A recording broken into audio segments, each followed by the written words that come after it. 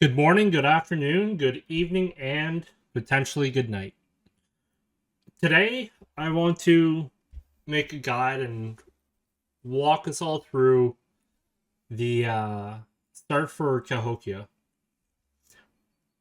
Cahokia is big chill. You spend the first 200 years of the game colonizing, playing SimCity, trying to be a little bit less broke. So, in reality, it's worse Africa in almost every measurable way. And for anyone who wants to suffer watching paint dry, this is one of the best nations to do it. So before we get deep into it, there's a few things I really want to highlight. So here we have Cahokia, the capital province right there. And as we go a little bit west, we quickly find gold and silver. This matters because for minting, you either need copper, gold, or silver. And there's a funny thing when you're playing Cahokia or any of the tribes in North America. You do not have access to metallurgy. And as a result, as Cahokia, I'm pretty sure you can't build copper mines. And the nearest copper mines are over here along the eastern seaboard. So one here, and then there's another one further north here. And up here along, I think it's Lake Superior. Yeah. So these are your nearest copper mines. Realistically, that one's pretty easy to get. Except there's nothing else near there. There's sand and there's lumber of value. Also medicaments, but I mean, I don't know if that's ever going to get used in this game. And then, so you want to go west. This will get you gold and silver access. And it comes with a small little bit of a problem.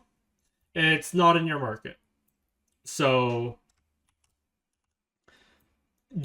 you will, just for your own sanity, want to take this market away from the AI and then do your best to delete it as you deem fit.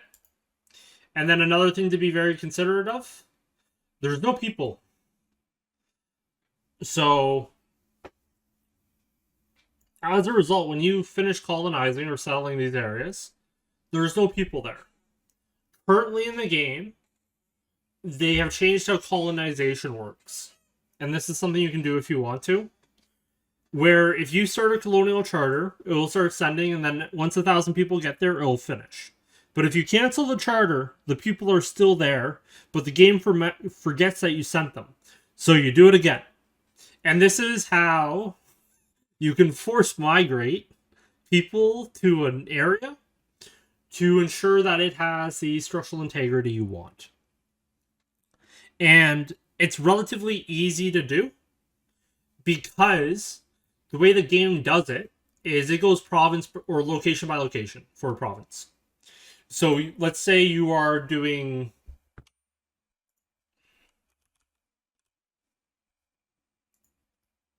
So you're working through here. Dude, I just want locations. All right. You know what? No, just not gonna work.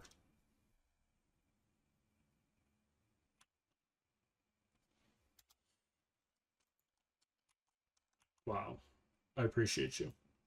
Oh, it was working. Maybe I don't know. Yeah, it was working. They're just really bad. All right. So yeah, if you are in a province, so I can go back to this. User error, not game error. And you're colonizing this, there's 3 regions it's going to colonize. Now, whatever order, it's going to be like this one, and then this one, and then maybe this one, right? It doesn't matter.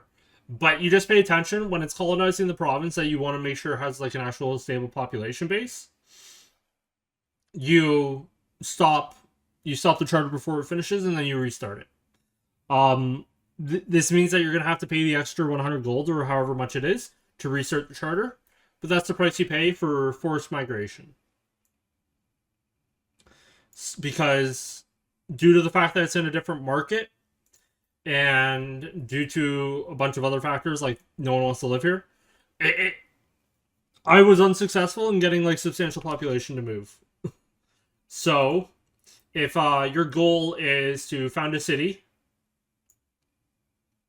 put the local governor there, and have really good control over the gold and silver, that is what you would need to do. I'm not saying to do it. I'm just saying that's like how you might want to approach it in the current patch. The next thing is that Cahokia doesn't start with metallurgy as previously mentioned.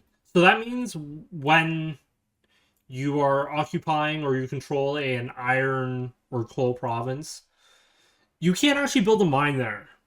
However, the game has a thing when you colonize something, you start with level 1 RGOs. So you'll still be able to extract iron if you colonized it. But if you do something like settle the frontier, you won't be able to. And that's really important because if it starts at 0, you're never going to be able to extract it until like mid-15, early 1600s. So just something to consider. Because Cahokia, unlike the Aztecs, does not get the copper jewelry, copper tools. Oh, oops. That tech. So copper is mostly useless to you. Iron, stone would have to be your tooling, and it will be the majority of your tooling. But you can get some iron in the market for certain workshops. So that's another thing to consider. And if we hop in and get absolutely destroyed by those clouds, the other thing to consider is that when we cabinet actions, when we settle the frontier, it has a standard time, so it's not by province. So colonization, to do a full charter, it is by province and the amount of locations in a province. This is not. So the best way I have found to use this is to go into the resource map and kind of zoom in, and then we can see like this one. For 10 years, I'm going to get 4 locations. For 10 years, I'm going to get 4. This one's going to be 5, right? This one's 3, etc., etc. That one's 4. So, while you don't have much choice in the early game, it is my recommendation you try to min-max this a little bit. Where you only want to settle frontiers with large location counts and that don't have iron mines. Because when we go to our techs... Oh, that's the wrong one. Is it... No. Where is it? Mine saltpeter. Okay, so you can't do that. Ah, up here. Can't mine coal, can't mine iron, and you can't build a bog iron smelter. So... ironworking is definitely deeply missed, but you can do copper and you can do tin and you can do lead. So you do have bronze working. And unfortunately, when you go to the raw resource map, raw materials, come on, dude. Tin. Yeah. Yeah. There ain't no tin.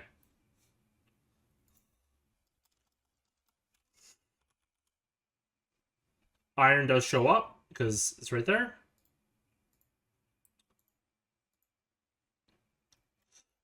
But this is going to show you what you can actually see. And there ain't no tin, man. There ain't no tin. So, that is just something to be cognizant of. And now into how to actually start this.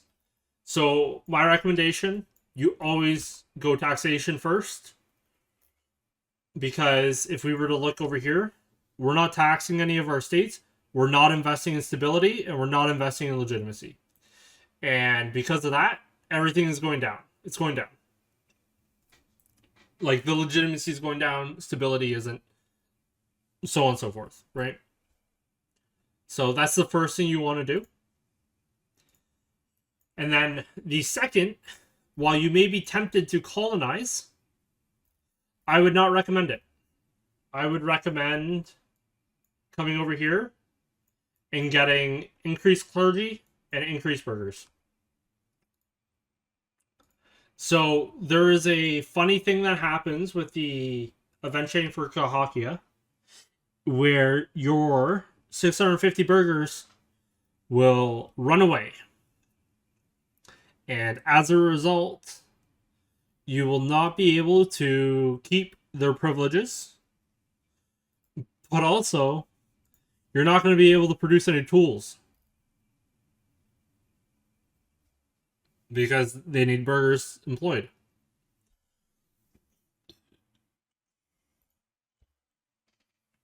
So while I don't see a problem building a tool shop, just be aware when we're doing privileges, we're very intentionally not doing the trader's privileges yet, because once you get the events for all the people leaving Cahokia, the burghers are going to be the first ones to leave. And when you have 0 of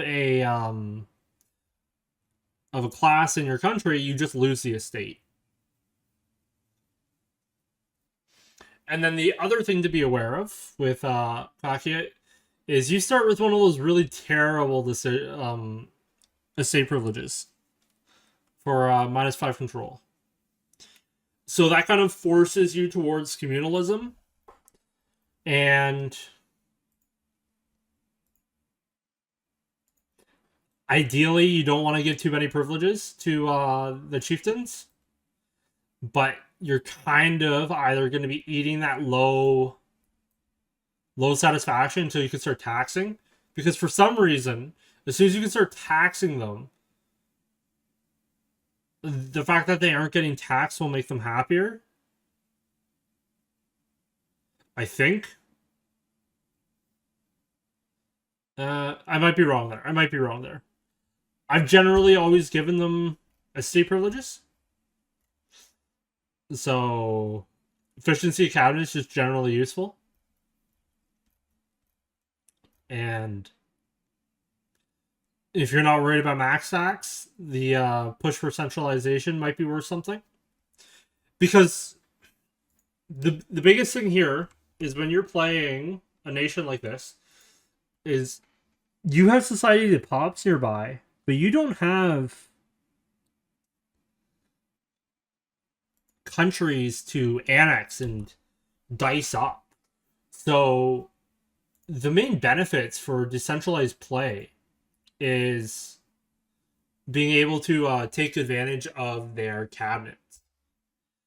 But at the start, you can't actually do subjects. For obvious reasons. You don't know what they are yet. You don't know what a vassal is. You haven't researched it. Right here.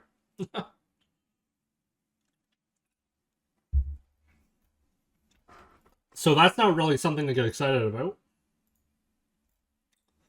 And what was the other one? Yeah, colonize. Yeah. So, like, starting with that. Next thing, obviously, you want to go for your deity. Unfortunately, for reasons I don't understand, Cahokia gets the discount deities. So, like, if you're playing Nahuatl, your monthly prosperity is 0.1. Like, you get 0.1%. This is only 0.05. But prosperity is prosperity, and you take it anyway. Next, and the last general warning. So, there is a really interesting thing here to be considerate of. becoming a duchy is very easy. 200,000 people, 25 prestige. All right. Like, this is something you can do very easily. Kingdom, you need 50 prestige. So generally, if you're like trying to farm prestige in a populated area, what you do is you just go to war with a whole bunch of small little guys, and then you just humiliate, and then you do like a round of humiliation, marry off a couple daughters, and you're good. As Cahokia, you are polygamous. So early on, you can. I think I have to wait a month. Here, we'll just go a month forward. So buttons aren't working. So we'll sell the frontier. We'll do that one. And then we'll go population from tomorrow.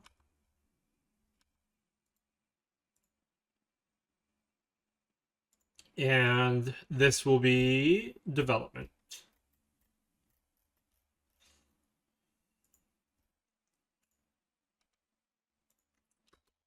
We're just gonna go forward a month and let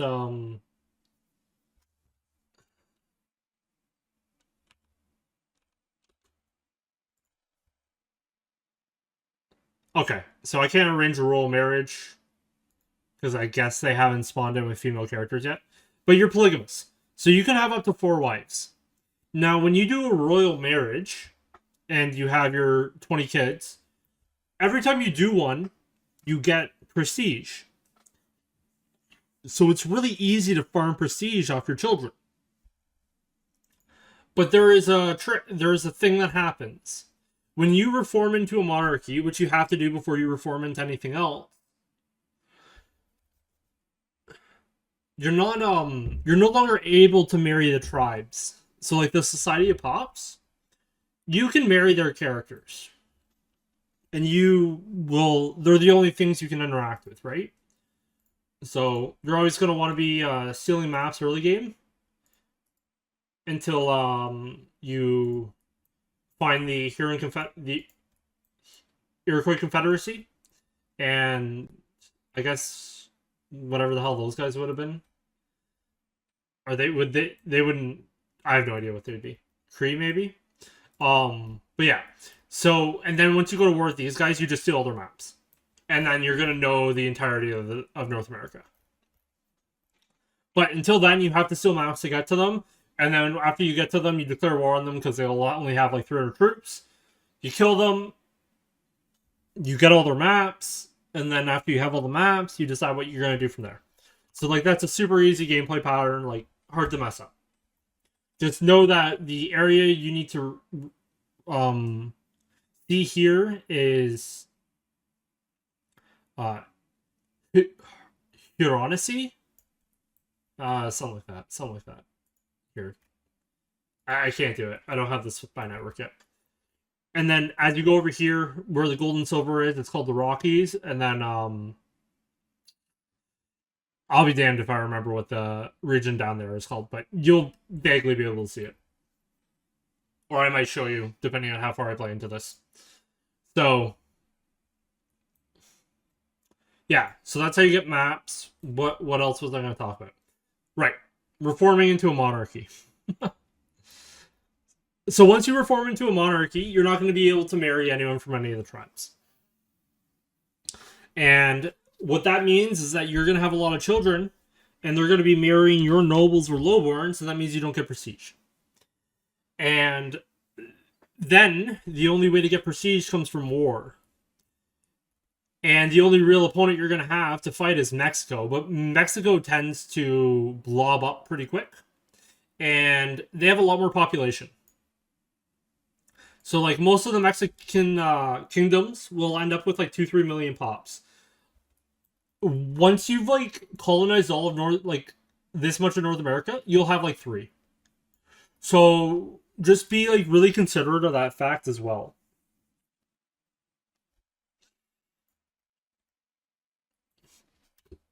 And then let's just start playing a little bit, wait for the event to pop.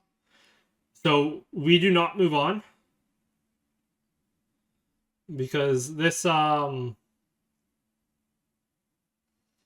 actually never done the Exodius before.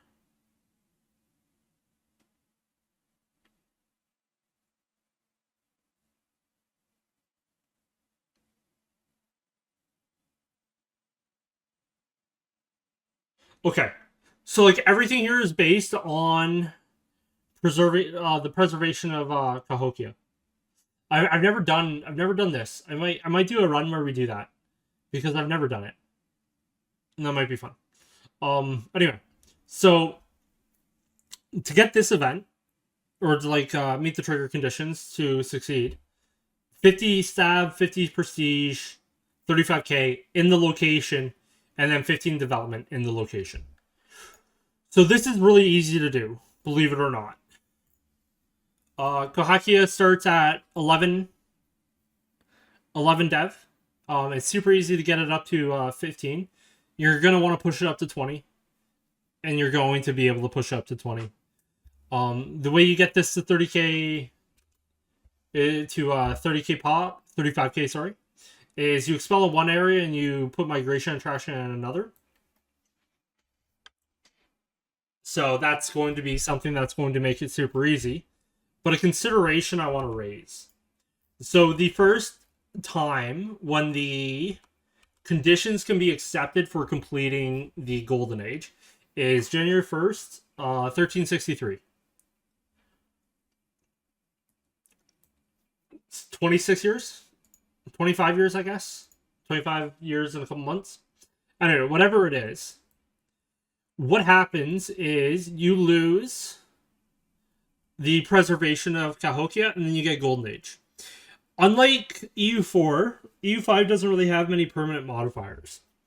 And you will lose this one in 1382, and you will lose the Golden Age one after 50 years. So the Golden Age one gives you more money, but it gives you less cabinet seats, and you don't have the Malice to max control and stab investment cost. But I would say something really worth considering is you kind of min-max this a little bit to where you do not lose or you don't finish and meet the conditions immediately. You kind of hold it.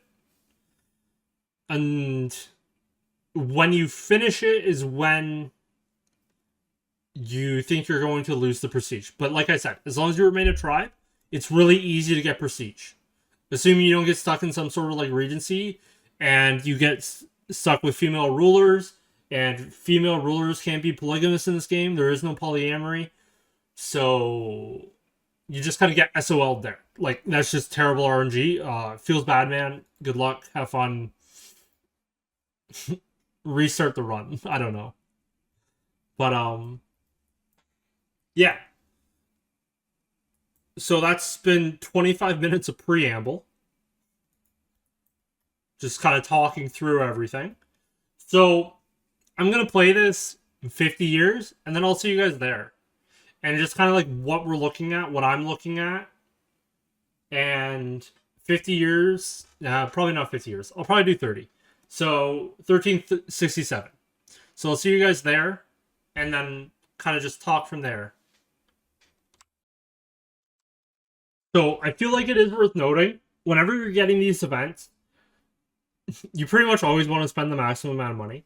So for example, protection against flooding here gives you some prosperity, extra character life expectancy, and it gives you extra prosperity there.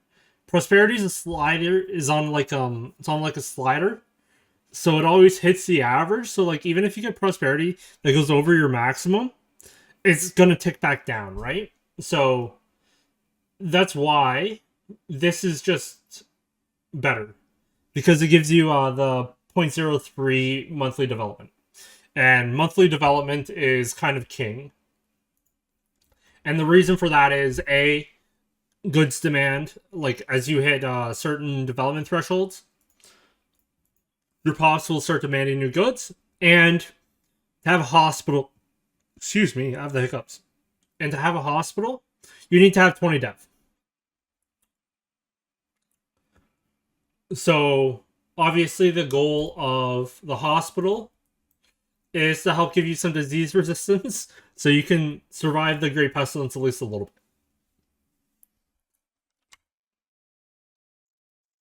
So with the veneration of the chieftain, I do go acts of worship because I find the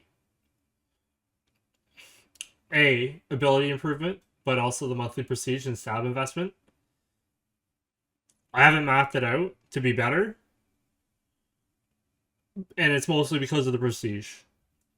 Because in my experience, you're better to have a positive ticker on the prestige, because as soon as you accept the plus 10, the negative is just going to increase. So while you do not know how long your leader is going to live, he's 30. In my case, right? So that just means it is, for me at least, assuming another 30 years of life, I will take my chances with. So that's 3 monthly prestige. I'm not sure. I don't know how it maths out, guys. I'll be honest here. But this is what I pick. I'm not sure what's better, purely on a mathematical level. But yeah. So if you're agonizing about that, math it out. But that's what I do.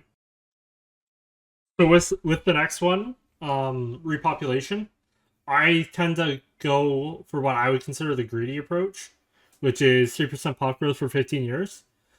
I don't know if that is worth more than 2.5 dev in Cahokia, but I do know that I've never had an issue getting Cahokia to 20 dev. So when we start talking about that, like Cahokia is already at 14 and it's 1342. So I tend to go pop growth because pop is the largest constraint. And yeah. So a little bit of a check-in here. This has actually been a really weird game because I never got the Exodius from Cahokia event. And as a result, because I never gave any of the privileges, I am missing out a little bit. Not that it's a huge deal, because A, we're not mining any gold or silver yet. We're slowly making our way over. This is where they are. Gold and silver. So we're slowly making our way over via the settling. But that's still going to take another 20, 30 years. And we're slowly maps up to the Iroquois Confederacy. So right now we have 1,800 levies. I don't really know if that's going to be enough. It depends on the alliance structures up there. But that's our next goal. Go to war there and just start getting a crap ton of maps. And then finding a tribe that has access to this area. It might be we have to go south and into the Mexicans to get knowledge of these guys here. I'm not sure. There might be a tribe that has knowledge. I just don't know it. But it might be we have to go through Missouri and then over into Mexico to get back up because the Mexican tribes have knowledge of those guys at the start of the game. Other than that, because we never had the Exodius from Cahokia, we are slowly building up what we're going to need for colonization. Building up tools, building up weapons. We're getting glass ready because we're going to need it to start founding some towns. So towns are glass, masonry, and lumber. Currently, they're all minimum price. So after we finish colonization, we are going to head down here, get seasonal earnings, and then we're going to head over here, and we are going to get city rights in Founding Town Fest.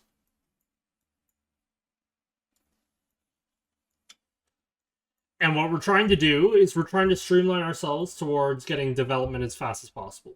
Um, for anyone who remembers, the conditions we needed to fulfill for the Golden Age is 50 stab, 50 prestige, 15 dev. We're already over it. And then 35k people. And this has naturally gone up to 18,000 just off of its own migration. So, because of the way this game is going, there are serious amounts of pops over here. So generally what you do is you start expelling over here and then accepting migrations into there.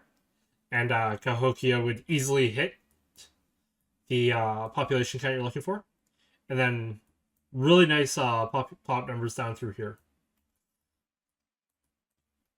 So that's kind of where we are right now. And we're continuing to build spy networks and try to steal relevant maps. So this was Ohio, this is the LNSC, and then this is going to be here.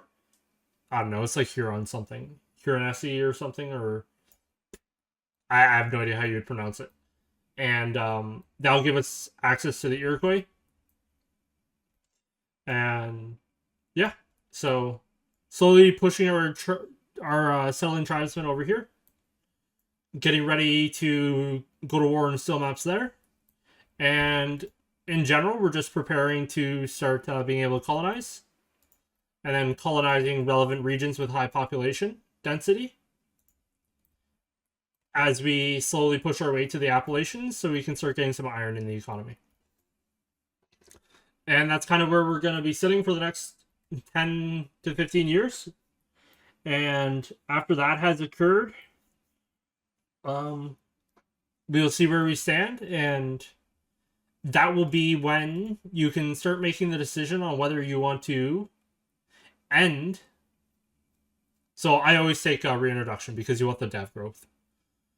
You want to end the preservation and start the Golden Age, or if you want to try and keep this for as long as possible and then move on from there. So, as you can see, lots of kids. He only has 2 wives. That's my bad. So, get him a couple more. There we go. And he's going to have lots of kids. And yeah, it's going to be wonderful. Also, in certain regions, it's worth starting to build market villages and the like in there because you're not going to be able to urbanize everything. And market villages are just generally beneficial for many reasons. So it might be that we do not want to urbanize the lumber settlements. Probably going to do the legumes, the lead, the fruit, almost certainly. Definitely always going to do corn. And yeah, so I'm not going to put market villages here because we don't have that much money. But definitely stuff to think about. All right.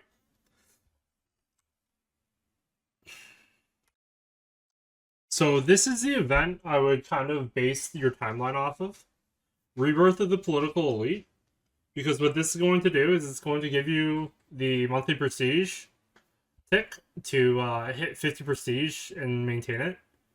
So I'm getting it in 1352. I don't know what the mean time to happen is, but that 33 years would take me to 85. So I click yes here. I'm already at 45 prestige. And then we go here. 82. Yeah, so if I were to just like decide to put the population in Cahokia, and that's going to be okay, so before I distract myself too much, right? So a lot of the conditions that you're going to need to enter the Golden Age are going to be easily fulfilled. Like stability. Well, because your base tax is so low, you're only paying 1 gold for max stability slider. So, for me, like, there's no reason not to. Like, it just gives you better. It's just good. Right? So, why not? Prestige, it's going to happen because of the venerated ruler and rebirth of the political elite. So you're never going to have to worry about that. And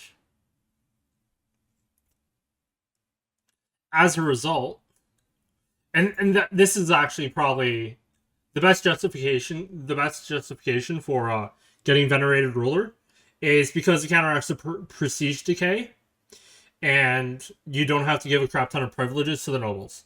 So, for example, I've only given one privilege to the nobles, but because my stability is so high, they're going to be at 50 satisfaction. And I gave them marriage rights, and that's just so I could get more characters married to my heir, so I don't always have to marry lowborns. So, yeah. And as I was saying before, I completely distracted myself because it's happening a lot today. Like, Cahokia is just like growing like crazy. It's 20k now. So it might actually come to be that without me doing anything, Cahokia is going to reach 35,000 people before I'm ready.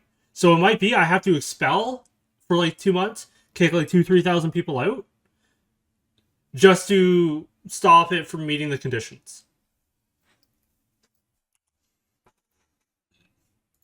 And I think that taking these cabinet slots, so we can take this strength and governing guy, which I probably should have done a lot earlier, but I didn't. And now he's going to start deving. He's terrible. We have someone much better. So he's going to just start deving. And then we have this broski here doing stabilize the country. It's probably worth it for him to just start deving as well.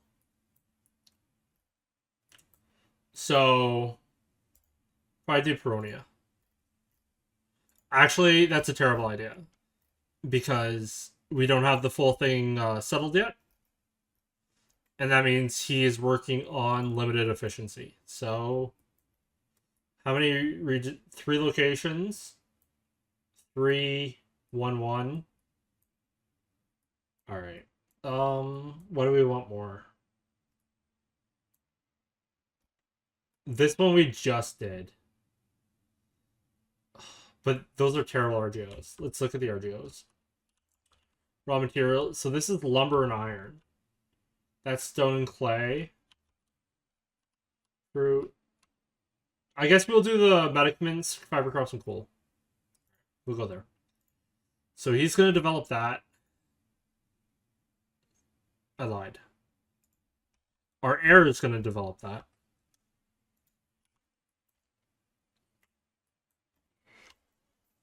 And the general goal is getting all of these areas up to 20 dev before the Great Pestilence. Just so we can build hospitals. So yeah, like just after that, we can now go become a duchy. Very cool. And as soon as we see these guys, we're going to be able to make a couple rivals. And I guess we can actually see them now. So this region is Haudenosaunee? Sure. Boom. We found them. Now, if we were to go here and declare war, we have 2,000, they have 8. Yeah. Okay. Lots of little shitters here.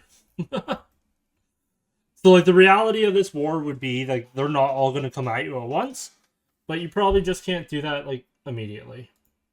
Anyway, so start building spy networks. And then we can set some rivals on the month tick. No, we just can't do it. What? Why? Why aren't you letting me set rivals? Is it because they can't see me? Probably. All right. Cool. And yeah. So we are very, very close. I do close borders.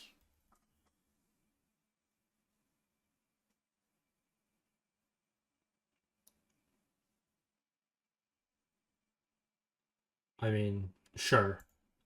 I'm not going to war until after 63 then. Cool.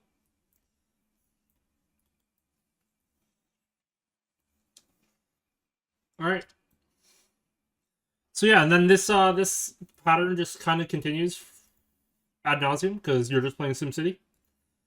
Um,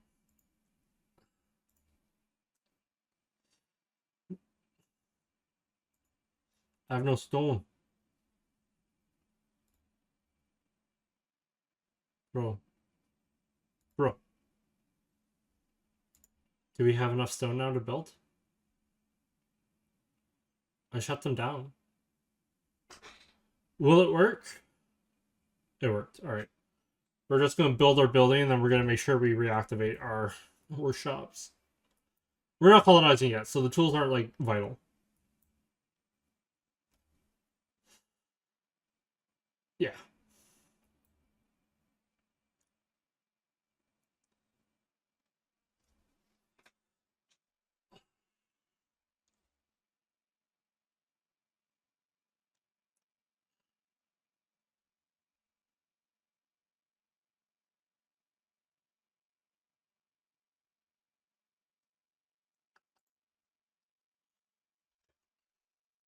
All right. See you guys in 10 years or so.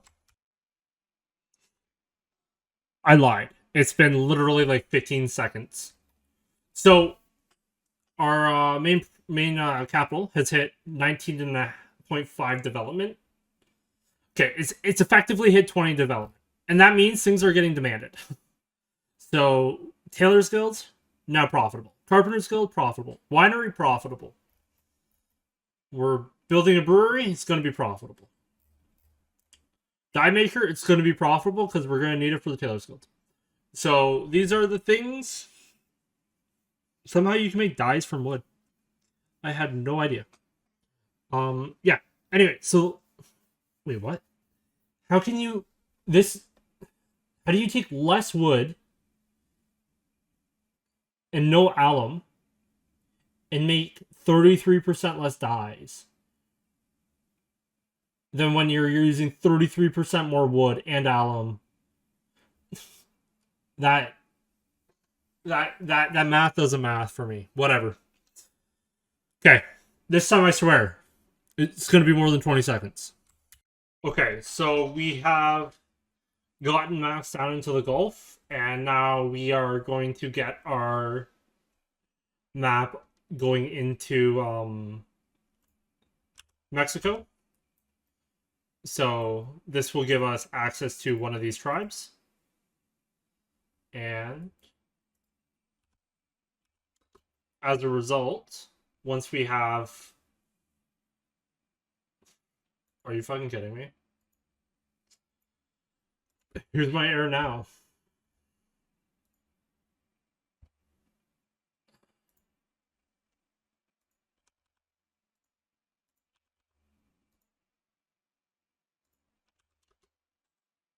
Sure.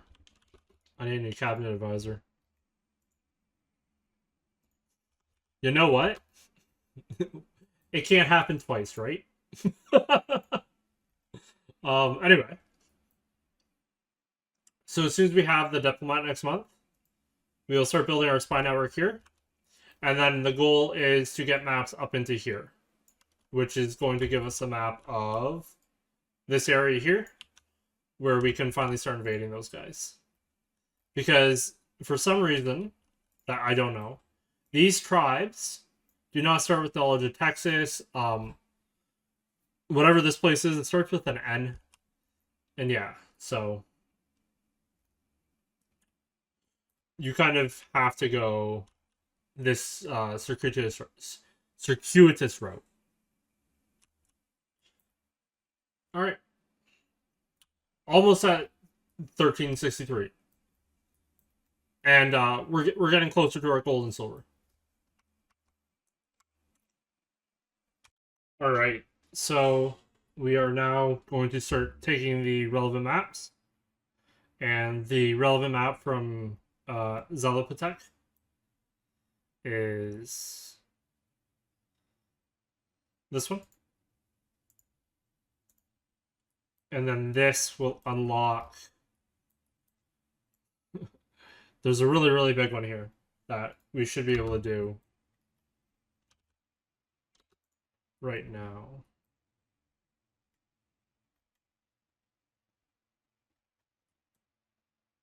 Okay, so we're looking for the highlight here.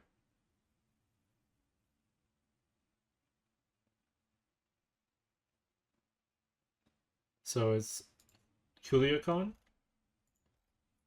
Yeah. And then we're like one or two more away from what we're looking for. Because we're looking for one that goes here. So almost there.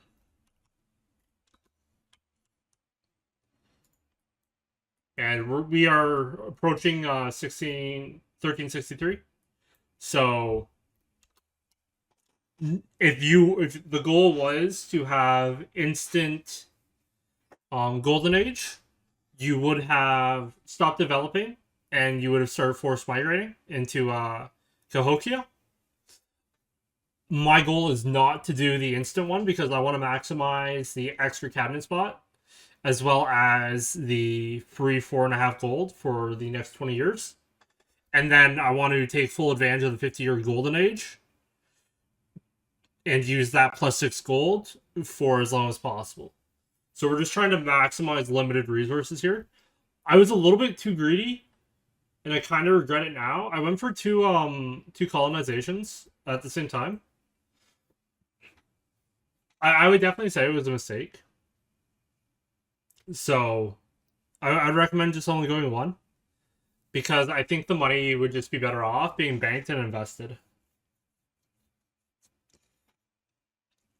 I suppose we could actually probably potentially start trading now. Might be worth. I don't know if it would make me any money, but it might. I doubt it though. Yeah, trades aren't making anything, so there are no trades. There are no trades. Commons. So we're max stability, right? Prestige for the next like 20 plus years. It's going to be over. And basically, all I'm trying to do is I just want to watch this and make sure we don't exceed 35k before I'm ready. Because if I come back and it's like, hey, oops, we popped the golden age early, that's why. I forgot. So, if I were to go here, yeah, we can see our population. So, that's really the only thing we kind of care about right now, other than our continued push to the gold and silver. So we have 4 years left on this next settlement, which is going to give us this. And then we start colonizing here, and we colonize here. And then after that, we're going to start using the tribe settlement, or the frontier settling, to start getting some of the bigger provinces, or the more, let's go,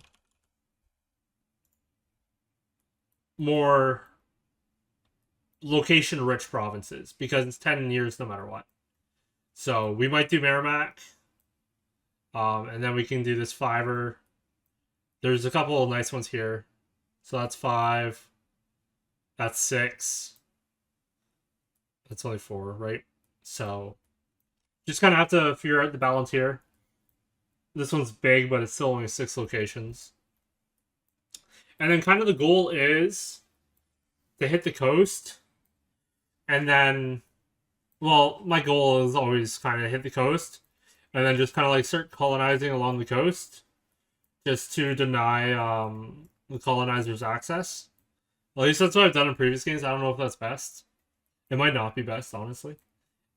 But that's what we're going to do. So we're going to get our gold and silver. We're going to declare war on these boys. Get all the maps. We're going to keep pushing to the Appalachians. Like up through the Great Lakes, essentially. And then eventually we're going to take all those maps. But as it is, it's still a super chill game. We're only at 2.5K levies, so we're not really ready to take on the whole entire Confederation at the same time. So if we were to go to war, right, we're at 2.5K, they're at 7. So like, we might be able to win, but it'd be a pain in the ass. And if they just like doom stack, like then we're just as well. So we will be able to outscale them pretty quickly, and then at that point, it'll just be easy to go in. And these guys aren't nearly as strong. All right, see you in a bit. So we're now approaching 1383, which is basically our deadline for well, 1482. 1382 is our deadline because that's when we're going to lose our extra cabinet seats here. So we've been just firming up the colonization of the provinces that have partially settled regions already. Oh, excuse me. So here we started colonizing this to get the last 4 locations of this 7 location province. We finished up this one, and we are starting to settle a little bit further south. The reason for this is that these rivers mean you have really good proximities push. So if you're just like, this is without roads, and like the proximity pushing is really strong here. So even 3 locations away, you're still getting 70% proximity source. As a result, going south here, following the river, definitely not disadvantageous at all. And this was a 5 province. No, it was a 4 locate 5. Yeah, it was 5. 1, 2, 3, 4, 5. No, 4. Okay, so this was 4 locations. I think this one's just 3. Yeah. And we have set up our gold mine here. So we're mining 1 gold. The thing is, with RGOs, the goods enter the market, so your control doesn't matter. And the reason why this is so important is because this is now giving us 2 income a month. Just based off of the gold produced. So that's why we pushed out here to the Rockies, or the High Plains, I guess this region is, and then this is the Rockies. And we've had really bad luck. We've been trying to get a spy network on these guys, but every time we start getting closer to 40, they get vassalized. So we're starting to see who's going to be the hegemonic power here. And they've killed the Aztecs, so the Aztecs will never rise. And then yeah, so as soon as we get 40, we're just going to keep trying to push up to here, and then that'll be able to start our wars. We're now at 3,500 levies, and it's going to continue to go up. And we have founded our 2nd town. So we have had terrible luck with our parliament rules. We haven't got a single urbanization one. Yeah. And as a result, we're kind of slow to urbanize, but I mean, whatever. And as we are nearing our deadline, we are currently at 30K. So very soon, probably around 1380, I will start expelling population from like here. So if we just look at the population map, like 12,000, 11,000, 10,000, right? 30,000 people right there. And we're just going to like push out and push in. Or in bring in. Not push in. Pull in. There we go. Push and pull. And because of that, we'll easily hit the golden age. And do what I would consider probably like one of the better starts for Cahokia. We are not rushing to push into the Appalachians at all, as you can see, because we can't really make use of the iron yet anyway. And we still have probably a good 150 plus years until anything colonizer wise will come from Europeans. And as anyone would know who's played this game, the game just snowballs. So here we are. I have timed it up. So on the month where we lost the reemergence, we now have gotten a new golden age or a new Cahokian golden age. So that's going to last 50 years, and Cahokia becomes a city.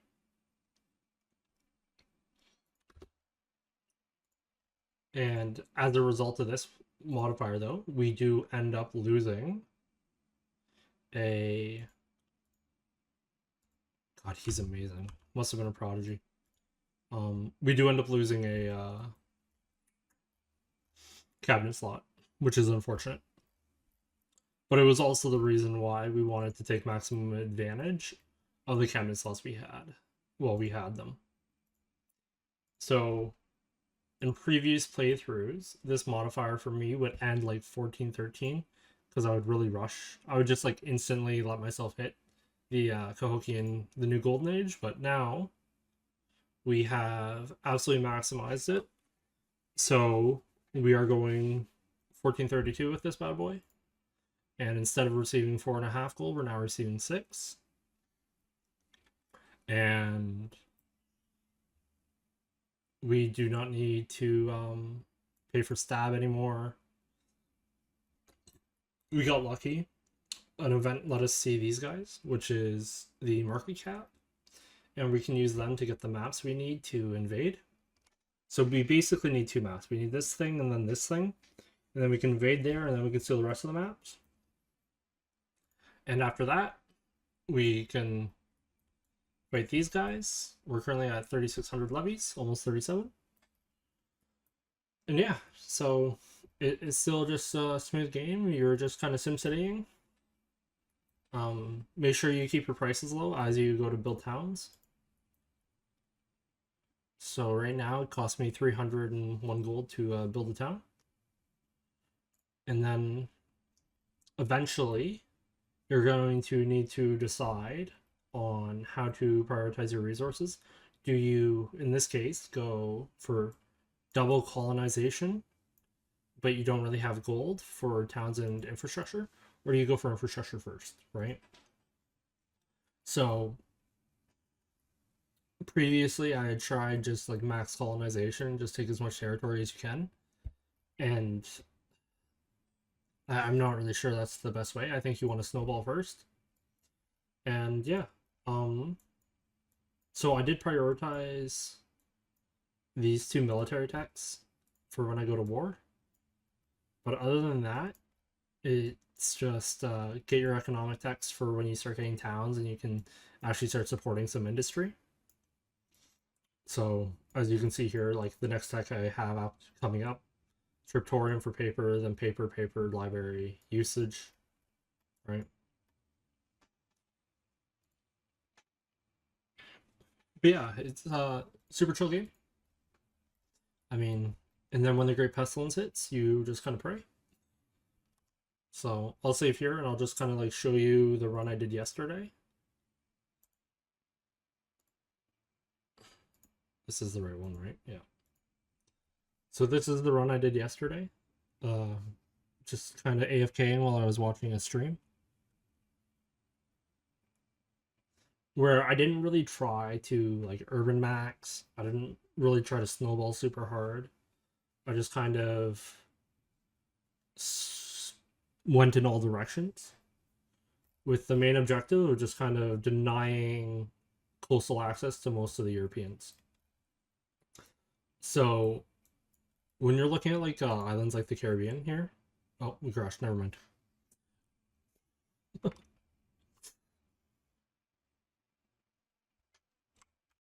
All right, so try number 2. So as I was explaining, what you're seeing here with this part of Cuba is actually just a singular frontier settlement.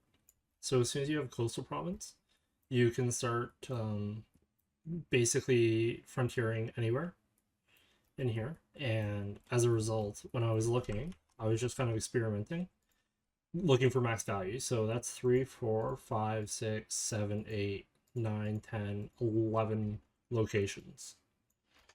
So it would be very conceivable to quite quickly and easily, within like a 40-year span, take all of Cuba, and set up like a naval government there or something, if that was your desire. And yeah, that could be potentially really profitable.